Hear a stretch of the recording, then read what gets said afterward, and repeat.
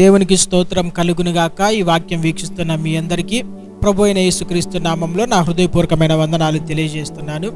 దేవుని ప్రజలారా, ఈ దినము దేవుని వాక్య ధ్యానాంశము నిమిత్తము పురుగు నేర్పే పాఠాలు అనే అంశము మనం ధ్యానం చేద్దాం.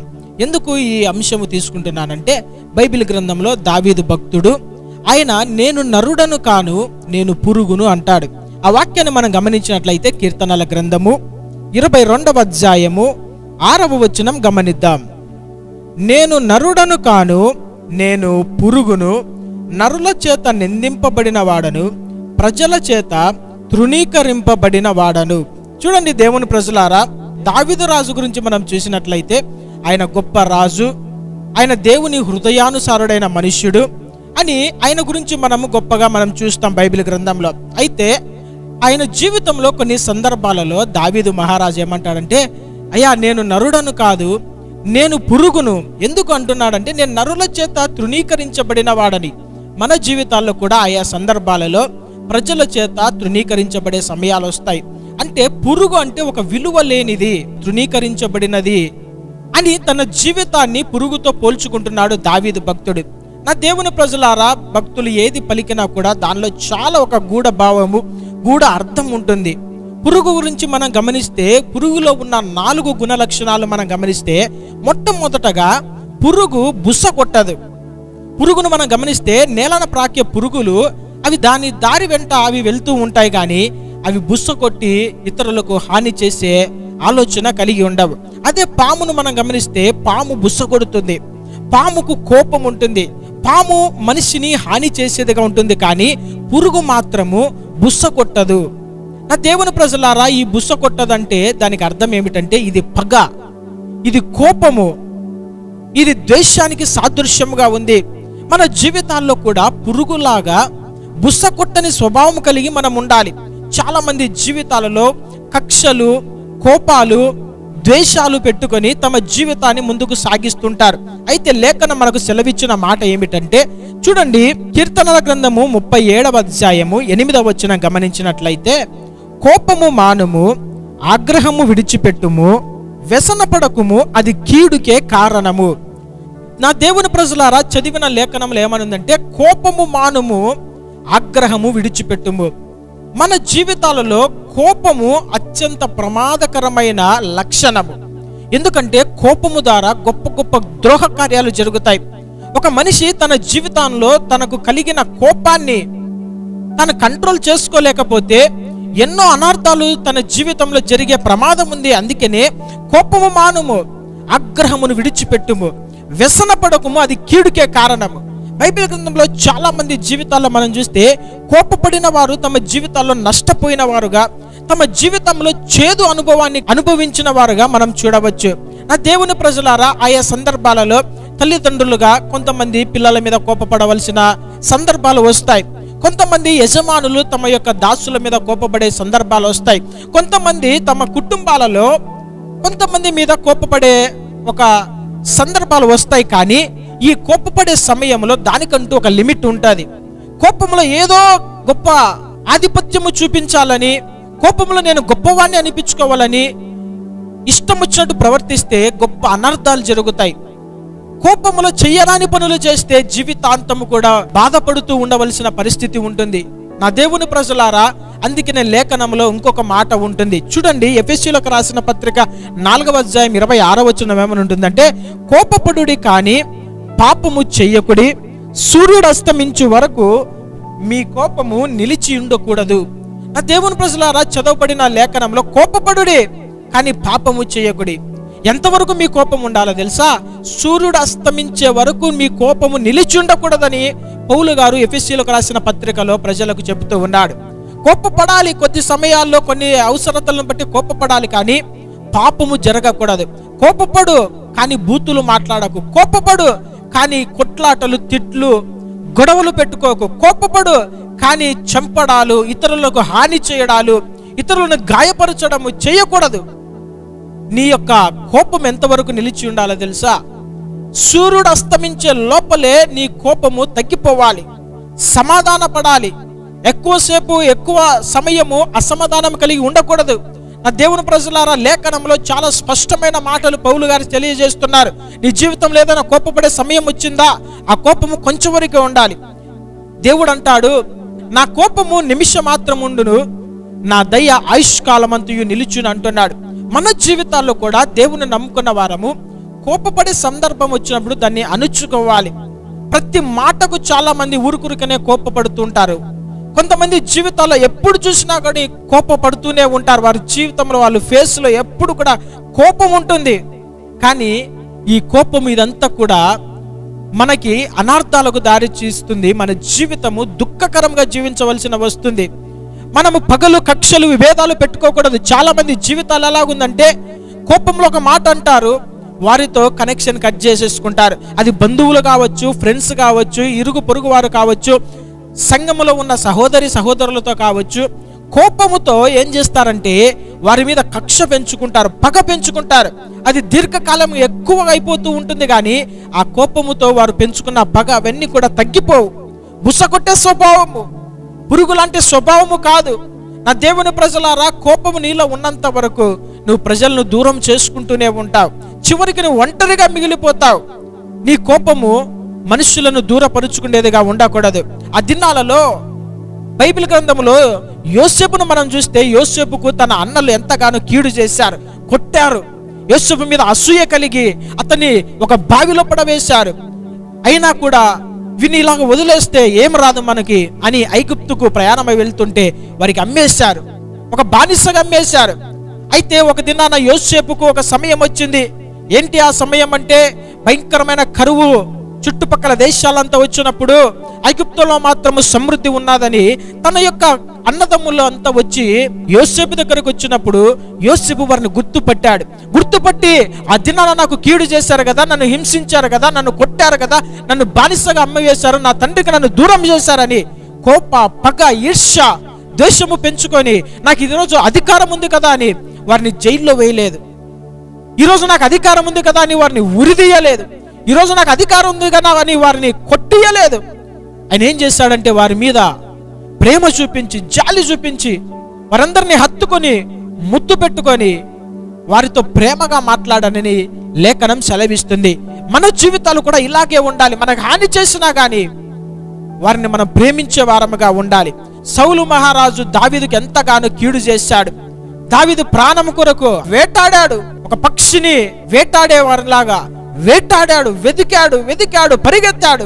చివరికి ఒకానొక సమయంలో దావీదు ఎన్గేదిలో ఉన్నాడని తెలుసుకున్నప్పుడు సౌలు అక్కడికి వచ్చినప్పుడు ఒక గుహలో ఉంటే సౌలును దేవుడు దావీదుకు అప్పచెప్పినప్పుడు ఆయన ఏమంటాడంటే, నా ప్రభువుని నేను ముట్టను, హాని చెయ్యను, దేవుని చేత అభిషేకించిన నా ప్రభువుకి నేను హాని చేయను, అతన్ని చంపను, దేవుడే అతనికి నాకు న్యాయము తీరుస్తాడు అని పగ పెట్టుకోలేదు, కక్ష పెట్టుకోలేదు.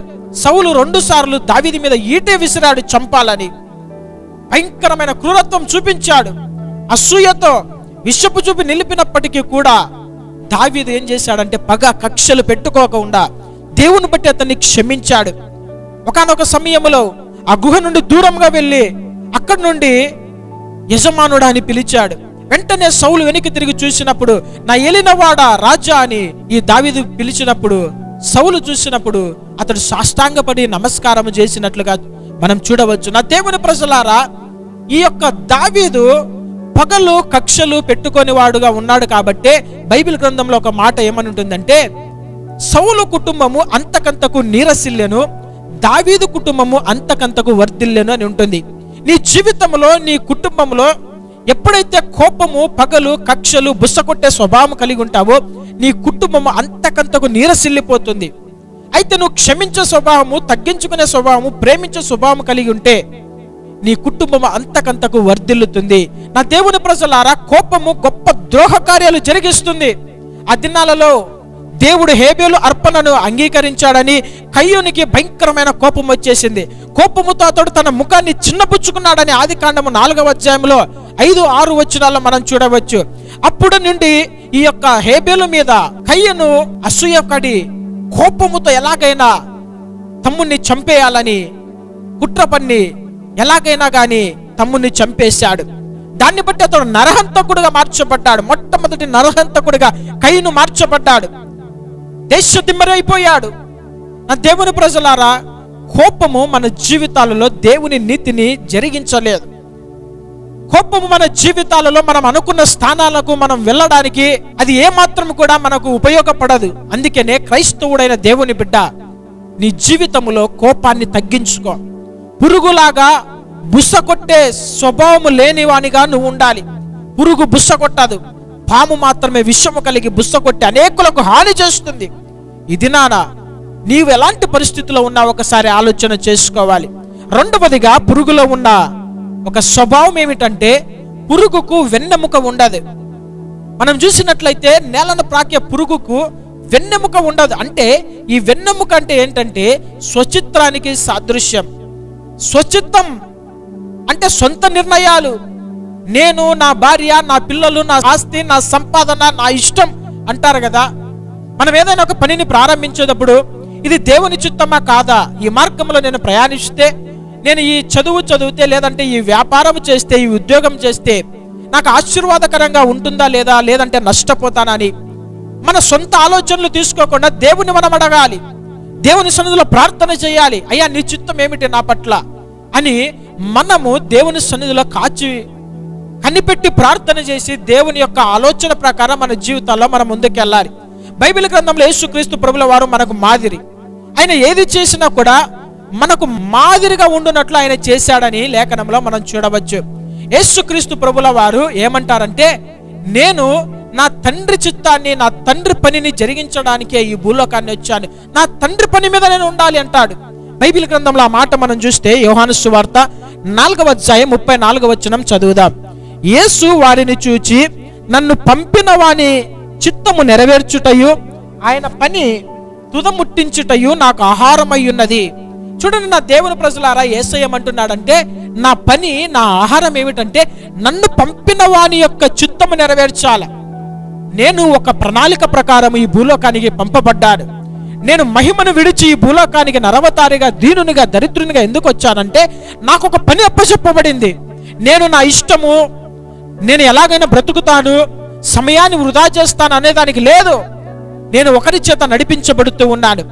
నాకేదైతే పని అప్పచెప్పబడిందో ఆ పనిని నేను సక్రమంగా నిర్వర్తించాలని యేసయ్య అంటున్నాడు. నన్ను పంపిన వాని చిత్తము నేను నెరవేర్చాలి, అది నాకు ఆహారము, లేదంటే నాకు సంతోషం ఉండదు అంటాడు. ఈ మాట మనము చూసినట్లయితే యేసుక్రీస్తు ప్రభుల వారి జీవితంలో తన యవ్వన వయసులో నుండి కూడా మనం చూడవచ్చు. ఒకానొక సమయంలో, పస్కా పండుగ సమయంలో, ఆ దినాలలో మరియా, యోసేపు అలాగే యేసుక్రీస్తు ప్రభుల వారు యెరూషలేమునకు వెళ్ళడము ఆనవాయితీగా ప్రతి సంవత్సరం వెళ్ళేవారు. అలాగనే ఒక సంవత్సరం వెళ్ళారు. అక్కడ పస్కా పండుగ దినములు అయిపోయిన తర్వాత తిరిగి వారు వెనక్కి వస్తున్న సమయంలో యేసయ్య తన తల్లిదండ్రుల దగ్గర నుండి తప్పిపోయాడు. వారు అనుకున్నారు, గుంపులో, జన సమూహంలో యేసయ్య మనతో పాటు యేసుక్రీస్తు వస్తున్నాడు కదా, నా కుమారుడు వస్తున్నాడు కదా అని తల్లిదండ్రులు వెళ్తున్నారు. అయితే యేసయ్య అక్కడ లేడు. ఒక దినము ప్రయాణం అంతా అయిన తర్వాత, ఒక దినము ప్రయాణం అంతట్లో వాళ్ళు చూసుకున్నది ఏమిటంటే యేసు వారితో పాటు లేరు. అప్పుడు వారు ఎంతగానో కంగారు పడ్డారు, బాధపడ్డారు. ఎక్కడ వెళ్ళిపోయారు, ఇంత జన సమూహంలో ఎక్కడున్నాడు నా బిడ్డ, ఎక్కడైనా తప్పిపోయాడని వారు వెతికి చివరిగా దేవాలయంలో అనేకుల పెద్దల ఎదుట యేసయ్య కూర్చుని వారి మధ్యలో వారికి ప్రశ్నలు వేస్తూ వారితో మాట్లాడుతున్నప్పుడు వారు ఎంతగానో ఆశ్చర్యపడ్డారంట. ఆయన ప్రజ్ఞకు వారు ఆశ్చర్యపడ్డారు. ఇంత జ్ఞానం ఎలాగొచ్చిందని ఆశ్చర్యపడ్డాడు. అలాంటి సమయంలో తల్లిదండ్రులు యేసయ్యని కనుగొని, ఎందుకు నాన్న నువ్వు ఇలాగ చేశావు, మేమెంతగానో బాధపడ్డాం, భయపడ్డాం, కంగారు పడ్డాం అని చెప్పినప్పుడు యేసయ్య ఒక మాట అంటాడు. చూడండి బైబిల్ గ్రంథంలో లూకా సువార్త 2వ అధ్యాయము 49వ వచనం గమనిద్దాం. ఆయన, మీరేలా నన్ను వెదుకుచుంటిరి, నేను నా తండ్రి పనుల మీద నుండవలెనని మీరు ఎరుగరా అంటున్నాడు. చూడండి నా దేవుని ప్రజలారా, యేసయ్య తన యవ్వన వయసులో నుండి కూడా తండ్రి పని మీద ఉండాలని ఒక ఆలోచన కలిగిన వారు. అంటే ఒక చిత్త ప్రకారం నేను పంపించబడ్డాను, ఆ పని నేను జరిగించాలి. నా స్వచిత్తము కాదు, నా ఇష్టము కాదు. నా జీవితంలో నేను ఎవరి ద్వారా పంపబడ్డానో, ఏ పని నిమిత్తము పంపబడ్డానో ఆ పని నెరవేర్చడమే నా యొక్క పని. అది నాకు ఇష్టము.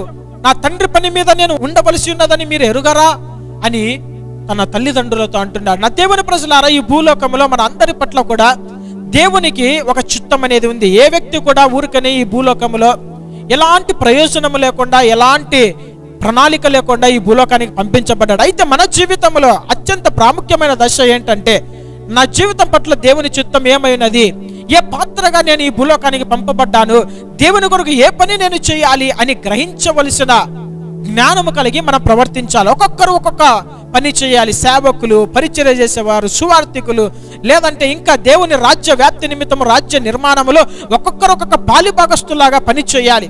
అయితే నీ జీవితం పట్ల నువ్వు ఏ మార్గంలో నడవాలనేది దేవుని చిత్తము కలిగి ప్రవర్తించాలి. బైబిల్ గ్రంథములో మనుషులందరి పట్ల దేవునికి ఒక 7 విధములైన చిత్తము, 7 రకాలైన చిత్తము, ప్రణాళిక ఉంది. మొట్టమొదటిగా మనం చూస్తే ప్రతి ఒక్కరు కూడా మారు మనసు పొందుట దేవుని చిత్తము. రెండవదిగా పరిశుద్ధులగుట దేవుని చిత్తము. మూడవదిగా పరిశుద్ధతను కాపాడుకునుట దేవుని చిత్తము. నాలుగవదిగా పరిశుద్ధుల కొరకు విజ్ఞాపన చేయడము దేవుని చిత్తము.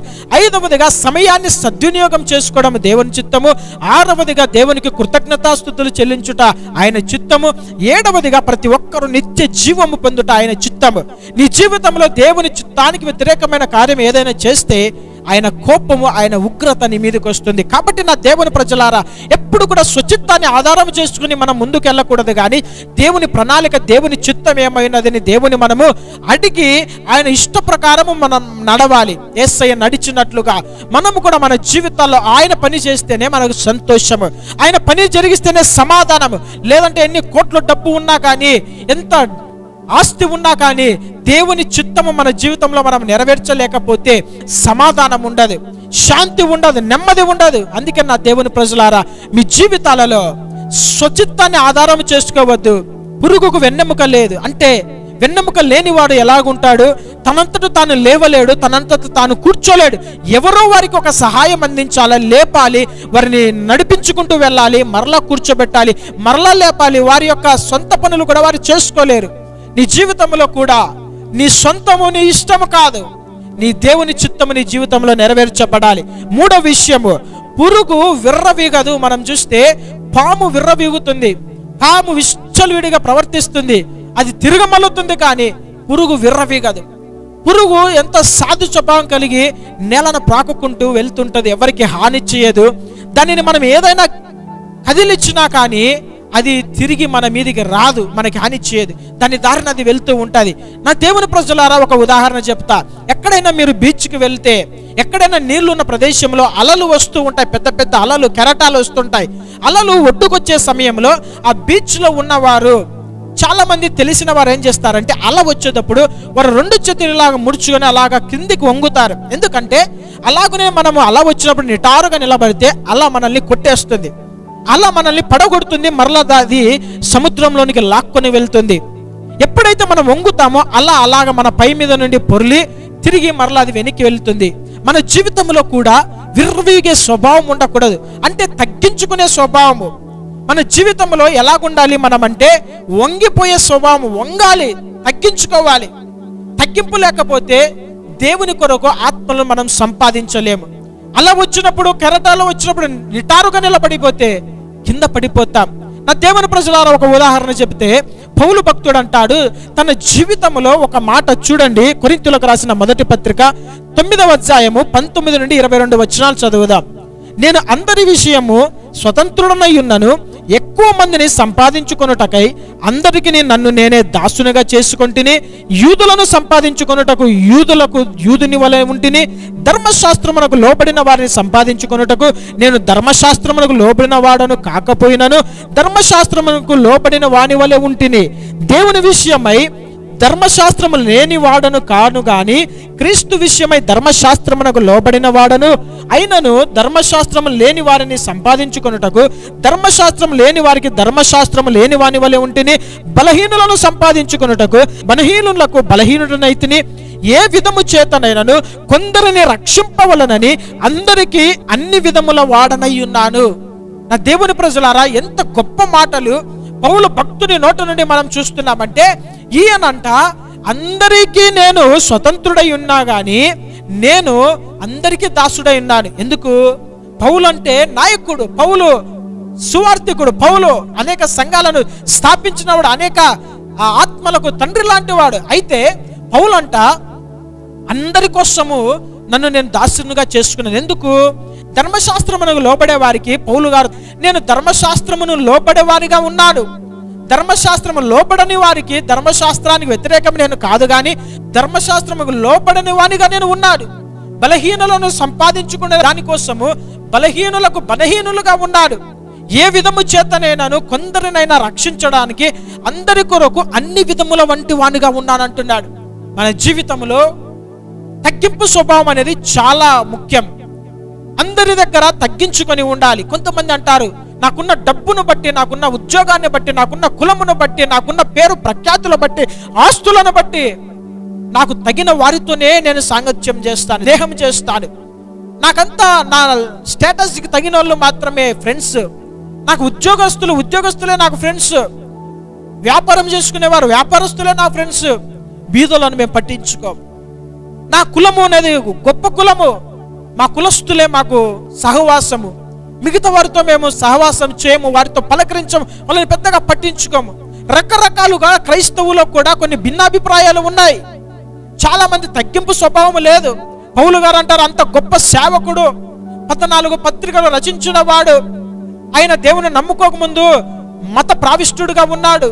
అయినప్పటికీ దేవుని నమ్ముకున్న తర్వాత ధర్మశాస్త్రమును అనుసరించే వారి కోసం ధర్మశాస్త్రం అనుసరించేవాడుగా ఉన్నాడంట. ధర్మశాస్త్రమును అనుసరించని వారి కోసం ధర్మశాస్త్రం అనుసరించని వారుగా ఉన్నాడంట. బలహీనుల కోసం ఈయన కూడా బలహీనులుగా మార్చబడ్డాడు.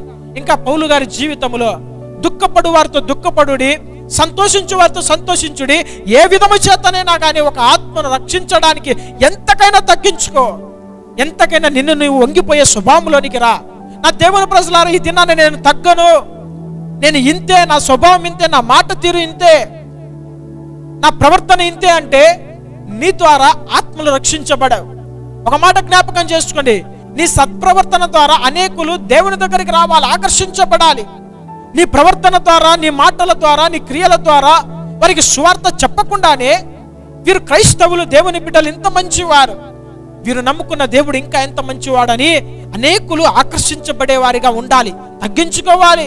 ఏ పరిస్థితుల్లో ఎలాగ ప్రవర్తించాలో తెలియాలి, ఎక్కడ తగ్గాలో తెలుసుకోవాలి, ఎక్కడ నిన్ను నీవు తగ్గించుకోవాలో తెలుసుకోవాలి. హెచ్చింపు స్వభావము క్రైస్తవునికి తగదు. యేసుక్రీస్తు ప్రభులు అలాంటి వారే. లోకరక్షకుడు, మహిమలో ఉన్నవాడు, భూలోకానికి వచ్చి సాధారణమైన పామరులు, విద్య లేని పామరులైన జాలరులు, చేపలు పట్టుకునే వారి యొక్క పాదములను కడిగాడంట. తగ్గించుకున్నాడు, తన్ను తాను తగ్గించుకున్నాడు. అయితే నేటి క్రైస్తవులు, క్రీస్తుని నమ్ముకున్నాం, క్రైస్తవులుగా ఉంటున్నామని చలామణి అవుతున్న వారు మాత్రం ఎక్కడ కూడా తమను తాము తగ్గించుకోరు. వారే తగ్గి మాతో మాట్లాడాలి, మేము తప్పు చేయలేదు, మేము గొప్పలము, మేము పరిశుద్ధులము, మేము ఆత్మ వరములు కలిగిన వారము, మేము సీనియర్స్, మా అబ్బ తాతల కాలం నుండి సీనియారిటీ కలిగిన వాళ్ళము, మాతోనే అందరూ మాట్లాడాలి, వారే తగ్గాలనే స్వభావం ఉంది కదా. అందుకనే నీ ద్వారా ఆత్మలు రక్షించబడలేదు. ఏ విధము చేతనైనా కానీ కొందరినైనా రక్షించుకోవడానికి అందరి కోసం అన్ని విధముల వాడనైతునంటున్నాడు పౌలు గారు. మరి మనము నేర్చుకున్నది ఏమిటి? వాక్యము చదువుతున్న మనము నేర్చుకున్న లక్షణం ఏమిటి? తగ్గింపు స్వభావం నీలో ఉందా? ఒకసారి ఆత్మ పరిశీలన చేసుకుందాం. 4వ విషయం అని చెప్పి నేను ముగిస్తాను. పురుగంట బండ క్రింద మరుగై జీవిస్తుంది. విచ్చలివిడిగా అది తిరగదు. లోకమంతా కూడా జంతువులు తిరిగినట్లు, మనుషులు తిరిగినట్లు, పాములు తిరిగినట్లు లోకమంతా తిరగదు. పురుగులను మనం ఎక్కడ చూస్తామంటే బండ కింద, లేదంటే చెట్టు తొర్రలలో అది మరుగై జీవిస్తుంది. అది ఎవరికి హాని చెయ్యదు, తనను తాను బయటకు చూపించుకోదు.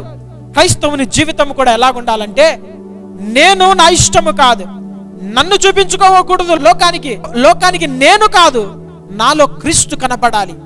లోకానికి నా లక్షణాలు, నా క్యారెక్టర్ కాదు, నన్ను రక్షించిన, నా కొరకు ప్రాణం పెట్టిన, రక్తాన్ని చిందించి వెలపెట్టి కొన్న నా దేవుడు కనపడాలి అనే మైండ్ సెట్ మనకు కావాలి. అందుకనే పౌలు గారు ఏమంటారంటే, గళితీయులకు రాసిన పత్రిక 2వ అధ్యాయం 20వ వచనంలో, నేను క్రీస్తుతో కూడా సిలువ వేయబడి ఉన్నాను, ఇకను జీవించువాడను నేను కాను, క్రీస్తే నా యందు జీవించుచున్నాడు. నేనిప్పుడు శరీరమందు జీవించుచున్న జీవితము నన్ను ప్రేమించి నా కొరకు తన్ను తాను అప్పగించుకునే దేవుని కుమారుని యందలి విశ్వాసము వలన జీవించుచున్నాడు. నా దేవుని ప్రజలారా, నీవు జీవిస్తున్న ఈ జీవితం నీది కాదు. నీవు జీవిస్తున్న నీ జీవితము నువ్వు రక్షణ పొంది బాప్తిసము ద్వారా పాతి పెట్టబడినప్పుడే నీ జీవితం చనిపోయింది. అక్కడికి నువ్వు క్రీస్తుతో కూడా నూతన జీవముగా లేపబడ్డావు. అది మొదలుకొని నువ్వు ఎలాగుండాలంటే బైబిల్లో పౌలు గారు అంటారు, క్రీస్తులోనికి బాప్తిసము పొందిన మీరందరూ క్రీస్తుని ధరించుకొని ఉన్నారు. క్రీస్తుని ధరించుకున్నారంటే ఏంటి?